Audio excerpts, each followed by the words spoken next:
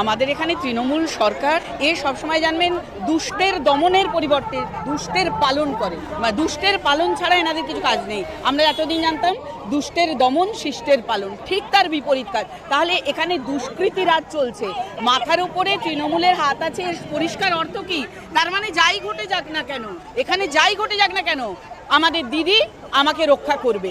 কিন্তু এই যে চিরাচরিত একটা মিথ তৈরি করে দিচ্ছে পশ্চিমবঙ্গের বুকে, যে ধর্ষণকারী যারা এইভাবে শ্লীলতাহানি করছে বাচ্চাদের সঙ্গে, ব্যাড টাচ গুড টাচ তারা বুঝতে শিখে গেছে, তারা কেন এইভাবে প্রতিনিয়ত মেয়েদেরকে সে 6 মাস থেকে 60 বছর সবাইকে একই সারিতে দাঁড়াতে হচ্ছে, তাদেরকে প্রতিনিয়ত এই অসম্মানের শিকার হতে হচ্ছে।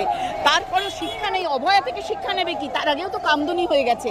কোনো কিছু থেকেই এই সরকার যতদিন থাকবে পশ্চিমবঙ্গে শিক্ষা পাবে না, মানুষ শান্তি পাবে না, কোনো নারী তার মর্যাদা পাবে না।